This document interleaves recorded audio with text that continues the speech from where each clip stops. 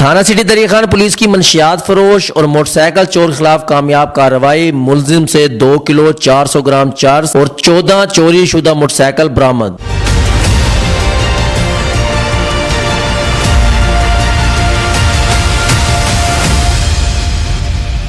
हमीद गुल खान की रिपोर्ट के मुताबिक एसडीपीओ दरिया खान साजिद महमूद सोहल की सरबराही में एसएचओ थाना सिटी दरिया खान इंस्पेक्टर मलिक इमरान याकूब और पुलिस टीम ने चोरी चकारी और मंशियात फरोश के खिलाफ कामयाब कार्रवाई अमल में लाते हुए मुलजिम गुलाम यासीन वल्द अल्लाह बख्श सकना करूर कोट को गिरफ्तार कर लिया। मुलजिम से 2 किलो 400 ग्राम चर्स बरामद और मुलजिम के कब्जा से चोरी किए गए 14 अदद मोटरसाइकिल मालियती 10,54,000 रुपए भी बरामद। मुलजिम गुलाम यासीन पहले भी 28 मुकदमात का रिकॉर्ड याफ्ता मुलजिम है जो जिला के मुतअद्दिद मुकदमात में मुलव्वस पाया गया है। मुलजिम से मजीद तफ्तीश जारी है। एसडीपीओ दरिया खान साजिद महमूद सोहल का कहना था कि बखर पुलिस जराइम पेश अनासर के खिलाफ अपने तमाम तर सलाहियतों को बुरुकार ला रही है।